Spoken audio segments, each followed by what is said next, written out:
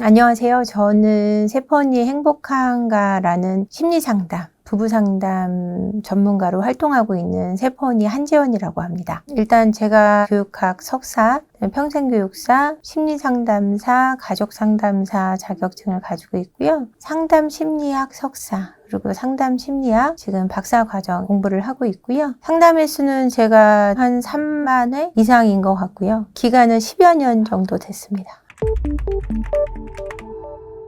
데이비드 버스 박사에 대한 이야기인데요. 진화심리학의 대표자세요. 그래서 이분은 인간관계, 그러니까 남녀의 사랑과 살인에 대해서 연구를 하시고요. 지금 텍사스 대학교의 심리학과 교수로 지금 재직 중에 계십니다. 네, 이분이 한 실험을 했어요. 남녀를 두고 실험을 했는데 어떻게 다른가? 질문을 3가지를 합니다. 저랑 데이트 하실래요? 라는 첫 번째 질문. 2번째, 저희 아파트에 오시겠어요? 라는 질문. 3번째, 저랑 섹스하시겠어요? 라는 질문을 남녀에게 각각 다르게 합니다. 여성들에게 했을 경우 56%만 데이트하겠다고 했고 6%만 아파트에 가겠다고 했고 0%가 섹스하겠다고 했어요. 남자들한테 질문을 했을 때 50%가 데이트하겠다고 했고 그다음에 69%가 아파트에 가겠다고 했고 75%가 섹스하겠다고 했어요. 나머지 25%는 여자친구랑 약혼녀를 언급하면서 미안해서 안 된다고 하는데 만일을 위해서 전화번호를 좀 달라고 했다고 합니다. 근데 이 실험을 바탕으로 이제 데이비드 버스 박사가 추론을 몇 가지를 해냈는데 그 중에 하나가 남녀의 성적 다양성 추구가 다르다라는 거였어요. 그것도 한 실험을 또 하게 되는데 여성들에게는 평생에 걸쳐서 몇 명의 사람과 관계를 맺고 싶냐라고 물었고 남성에게는 몇 명의 여자와 성관계를 맺고 싶냐라고 물었어요. 각각 1000명을 대상으로. 여성들은 평생에 걸쳐서 3명에서 4명, 남자들의 경우는 한 달에 2명, 몇 년에 걸쳐서 8명,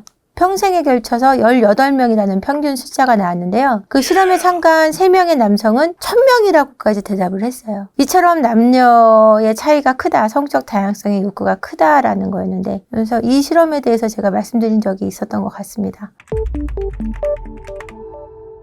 저는 요번 재벌 총수분이 사건을 일으켰을 때부터 제가 쭉 보고 있었어요. 근데 그분이 편지를 쓴 내용 중에 이 내용이 좀 기억에 남는 게 위로를 받을 수 있는 사람을 만났다라는 걸로 서두를 하셔가지고 읽으셨단 말이에요. 그 부분이 아마 이분한테는 굉장한 방패였을 것 같아요. 나는 가정에서 위로받을 수 없었어. 나를 이해해주거나 인정해주는 사람이 없어 라는 전제를 깔고 있거든요. 그러니까 이분은 자기 합리화를 위해서 내가 정서적으로 굉장히 외로웠고 나는 그 정서적인 외로움을 다 달래주는 여자를 만났기 때문에 사회적 체면이나 금전적인 부분보다 행복을 선택하는 거야. 나는 굉장히 인간적이야. 이 내용이 들어있거든요. 바람피는 불륜 남녀들이 항상 첫 번째로 하는 생각이 뭐냐면 나는 이 남자를 늦게 만났을 뿐이야. 나는 이 여자를 늦게 만났을 뿐이야. 우리가 조금만 더 일찍 만났어도 그러면은 지들끼리 헤어지고 또 따로 바람피고 있겠죠. 이게 불륜이라는 것을 이게 내 충동적인 부분을 절제하지 못해서 벌어지는 일이고 내 가정에 큰 피해를 입힐 수 있어. 그러면 굉장히 이 부분을 절제할 수 있는 힘이 생기는데 갑자기 벼락 맞은 듯한 기분이었어. 나는 내 운명을 본 것 같아. 이런 생각이 들면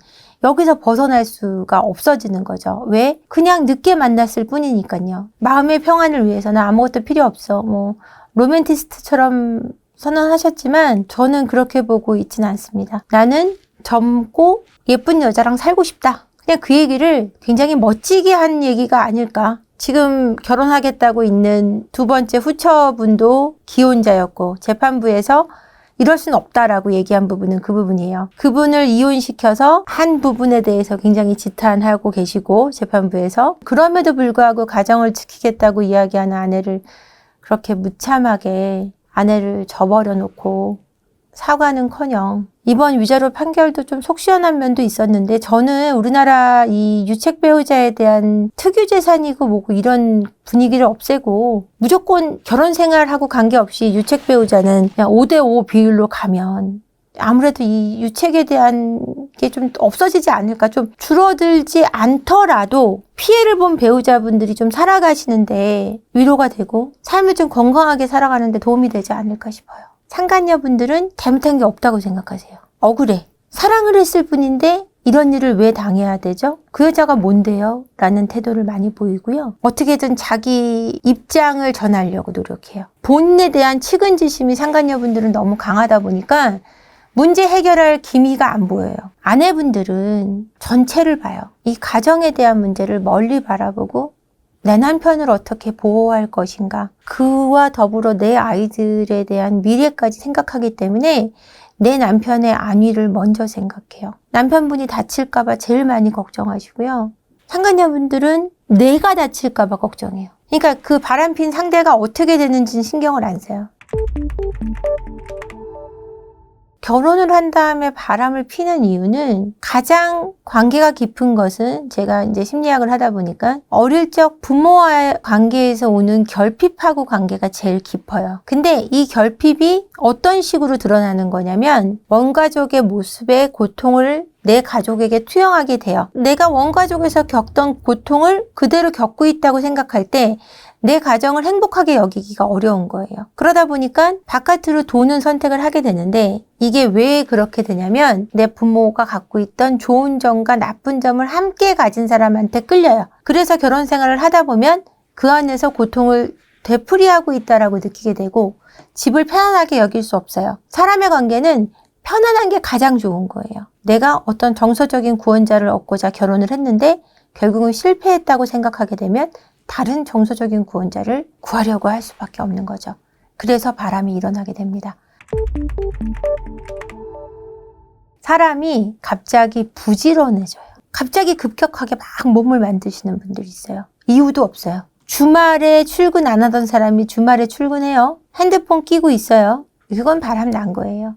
그리고 반드시 속옷에 신경 씁니다. 속옷을 갑자기 깔맞춤을 해요. 위아래를. 원래 아래 위로 아무렇게나 입거든요. 밖에서 벗을 일이 없는 이상은 속옷을 그렇게 신경 쓰지 않아요. 물론 그게 취향이신 분들도 있어요. 그런데 갑자기 그렇게 입지 않던 분이 그렇게 입기 시작해요. 왜냐하면 밖에 나가서 그 이성에게 잘 보여야 되기 때문에 행동이 분명히 차이가 납니다. 그럼 의심해 보셔야 되고, 남편이나 아내가 갑자기 이런 말을 하면 조심하셔야 돼요. 나 혼자 있고 싶어.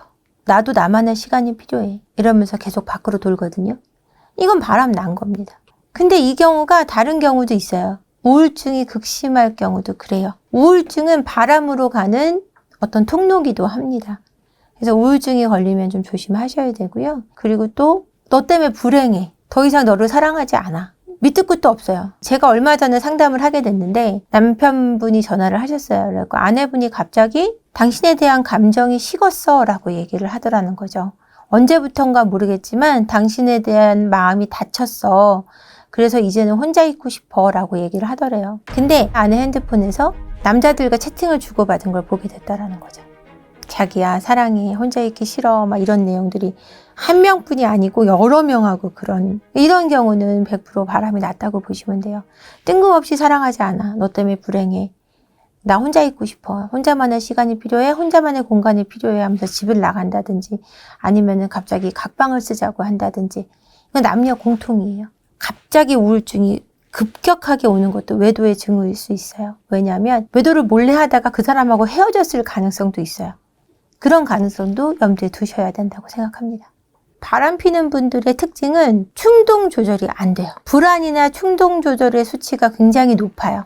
자기의 기질적인 면이 그 충동을 이기냐 이기지 못하느냐에 관련이 깊다고 보시면 되는데, 충동이 일었을 때 이겨내는 방법은요, 건강하게 사고할 수 있는 힘이라고 저는 말씀드리고 싶습니다. 이걸 행동으로 옮겼을 때 우리 가정이 얼마나 피폐해질 것인가를 염려한다면 그런 행동을 할 수가 없어요. 근데 왜 그런 행동을 하냐? 나는 안 걸린다 라고 생각하는 거예요. 바람 폈던 분들하고 제가 얘기를 나누면 왜 그러셨어요? 라고 여쭤보면 전 진짜 안 걸릴 줄 알았어요가 대부분의 대답이거든요. 반드시 걸리기 때문에 세상에 공짜는 없어요. 안 걸릴 수 없고, 이게 걸리게 되면은 너무나 많은 손해가 따라요. 금전적인 손해, 정서적인 손해, 내 자녀가 망가지는 일들, 부모에 대한 불신, 이런 것들이 가정에 얼마나 큰 피해인지 여러분들이 아셔야 되고, 정말 공짜가 없다는 걸 꼭 아셔야 될 것 같습니다.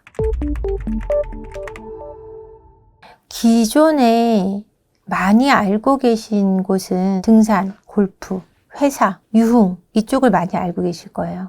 근데 지금 이제 SNS가 많이 발달되고 제일 많아진 건 오픈 채팅. 가장 많이 불륜이 일어나고 있고요. 근데 제일 어이없던 것을 제가 사례를 들어드리면 직접 상담한 사례인데 이제 아내분이 전화가 오셨어요. 전화 오셔가지고 너무너무 힘든 일이 있다라고 얘기를 하셔서 어떤 일이냐 했더니 상간녀가 제 남편과 5년을 만났는데 자기 몰랐다. 얼마 전에 알았다는 거예요. 그래서 왜 그렇게까지 모르셨어요? 그랬더니 부부 모임에서 아이 학부모 부부 모임에서 아이들끼리 친구여서 부부 모임을 갖게 됐다.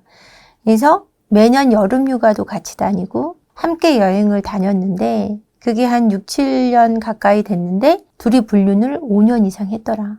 그래서 5년이 됐다는 건 어떻게 아셨어요? 그랬더니 둘이 주고받은 이메일을 보게 됐다고 하더라고요. 그래서 이메일 안에서 둘이서 어떻게 전화번호를 주고받았고 주고받은 다음에 언제부터 만나게 됐고 둘이서 여행 갔다 온 내용까지 다 알게 됐는데 이걸 알게 된 지 지금 3개월 정도 됐는데 어떻게 해야 될지 모르겠다는 거예요. 애들도 상처 있고 아이들 학부모로서 만나는 건 굉장히 아이들에 대한 예의가 아니잖아요. 제일 어이없었던 사례였던 것 같고 또 어떤 경우는 본인이 이제 상간녀인데 찾아오셨던 사례도 있어요.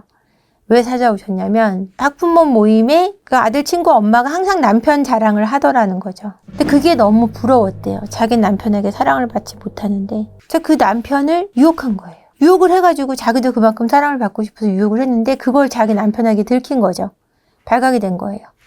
그래가지고는 본인 남편이 이혼을 요구하는 거예요. 용서할 수 없다 그래서 이혼을 요구하는데 저 이혼하고 싶지 않다고 찾아오셨었어요. 그래서 되게 힘들어 하셨는데 그 사건도 기억에 남고요. 이처럼 학부모들 사이에서도 불륜이 많이 일어난다라는 거죠. 오픈 채팅에서는 이제는 뭐 보시는 분들도 좀 흔할 수 있다는 걸 알고 계실 것 같아요. 실제로 그 안에서 불륜을 많이 하고 계시고 이거 보시면서 찔리는 분들도 많으실 것 같고 그렇습니다. 근데 학부모 모임에서는 그래도 양심상 그러지 않을까라고 하지만 그 안에서도 안심할 수 없다는 게 좀 서글픕니다. 또 어떤 사례 중에는 이제 아파트에 사는데 분리수거를 해주시는 남편분이 있는데 평상시에는 굉장히 빨리 분리수거를 갔다 왔는데 몇 달 전부터 남편이 분리수거를 굉장히 늦게 갔다 오더라는 거죠. 한 3, 40분 걸리고 분리수거도 많이 하려고 그러고 자주 하려고 그러고 그런다는 거죠.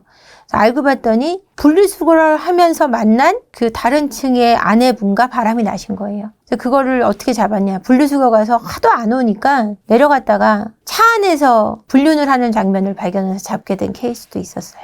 어떤 케이스도 있냐면 출장을 갔다 오는 남편한테 비행기 옆좌석에 앉은 여성과 불륜이 난 경우도 있었고요. 안심할 수 있기가 너무 어려워요. 그러니까 오죽하면 아내분들이 농담하시는 게 집에 있으면 내 남편, 밖에 나가면 남의 남편이라고 생각해야 마음이 편하다는 얘기를 농담들을 하시거든요. 근데 그 정도로 어렵습니다. 결혼 생활 잘 유지한다는 게. 이 리스가 정서적인 문제로 이어져요. 왜냐하면 이 관계가 육체적으로 소통을 하는 문제거든요. 인간 대 인간으로서 가장 무방비한 상태로 소통을 하는 거예요. 우리가 평상시에 옷을 입고 우리를 방어하면서 만나지만 옷을 전혀 입지 않고 아무것도 경계하지 않은 상태로 이루어지는 소통이란 말이에요. 그럼 그만큼 가까워질 수 있다는 얘기입니다.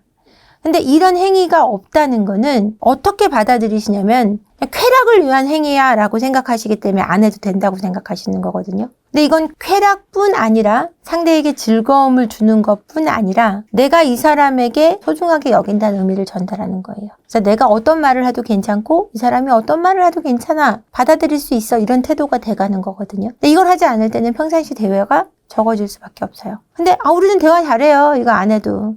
그 대화가 질의 문제를 띈다는 거죠. 퀄리티의 문제가. 퀄리티가 낮아질 수밖에 없어요. 진짜 내 말을 할 수 없다라는 거예요. 이 리스 문제가 또 왜 생기냐면 결혼을 해서 부부들이 정서적인 문제가 생기기도 해요. 이 정서적인 문제를 보통 성격 차이라고 하죠. 이 성격 차이는 없을 수가 없어요. 우리 부부 안 맞아. 모든 세상의 모든 부부는 안 맞아요.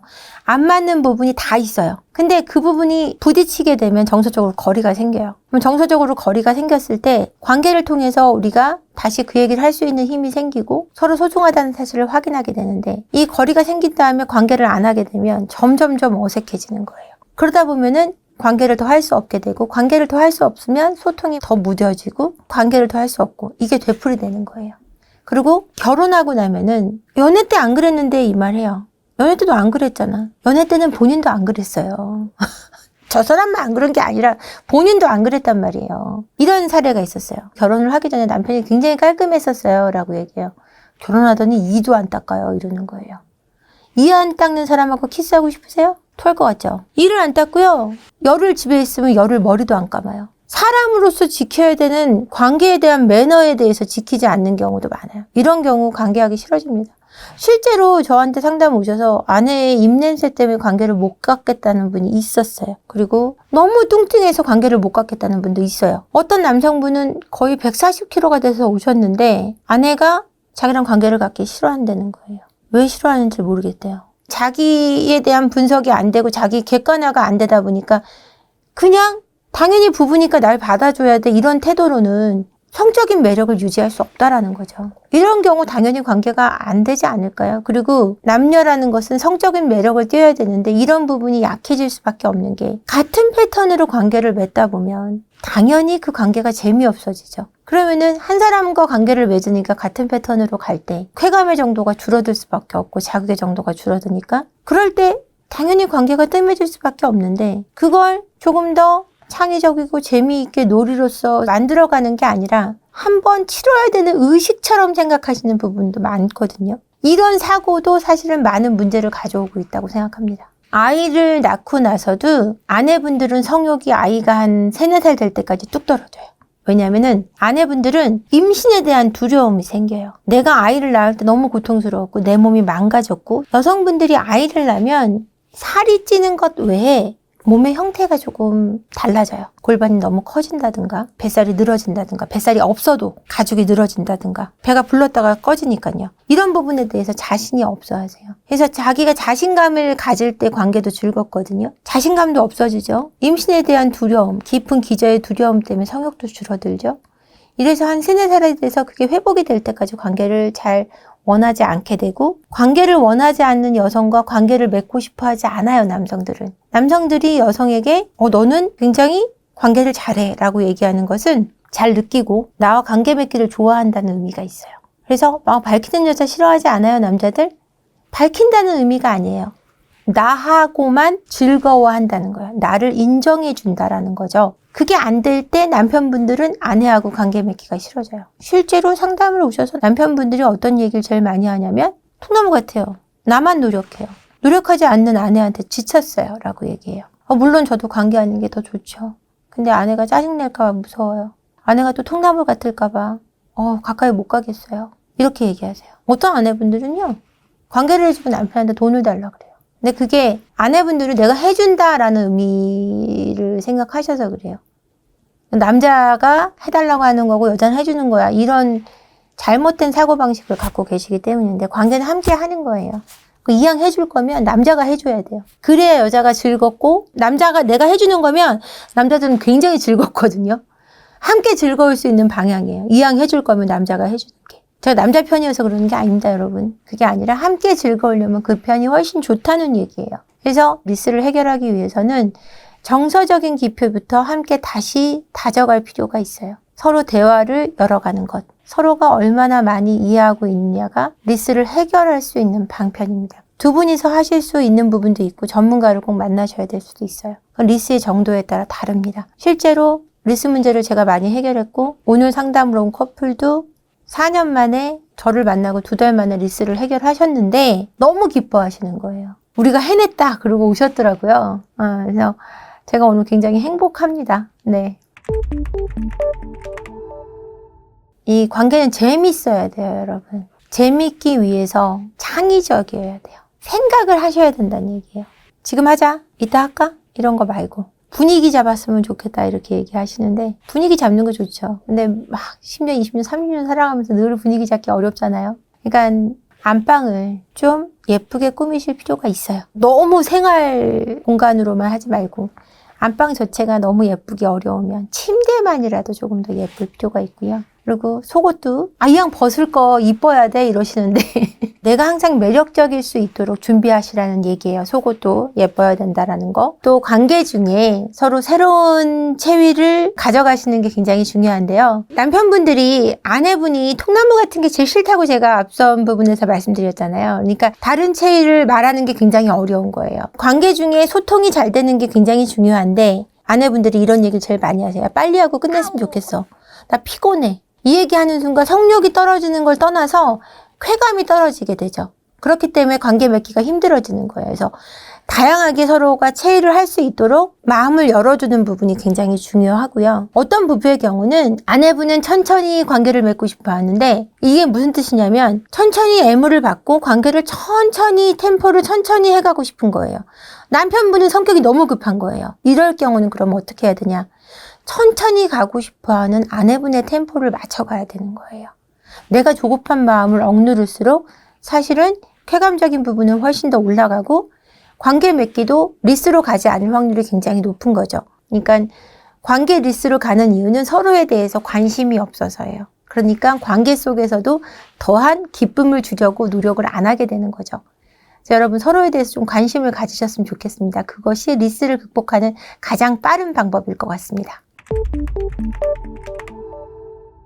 좋은 배우자를 고르실 때요. 참 제가 이 말씀 드리기가 어려운 게 뭐냐면 정말 어쩔 수가 없어요. 이거는 부모와의 관계가 적정한 거리를 잘 유지하는가를 보셔야 돼요. 결혼 생활에서의 절반은 사실은 깊은 갈등은 시댁과의 갈등 또는 친정과의 갈등에서 많이 일어납니다. 제 상담 사례에서 보면. 근데 친정하고 너무 가까워서 문제가 되는 비율이 한 10에서 20%면 시댁하고 너무 가까워서 일어나는 갈등은 70% 80%예요.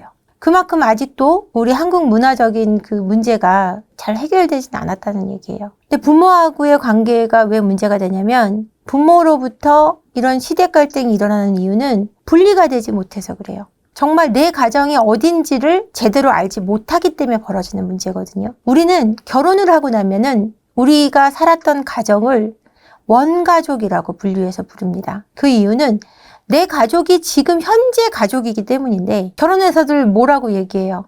딱 결혼하자마자 그래. 왜 니네 집 가? 우리 집부터 왜 안 가? 우리 집은 여기인데 둘이서 니네 집 우리 집 하면서 싸워요. 니네 엄마 우리 엄마 하면서 싸워요.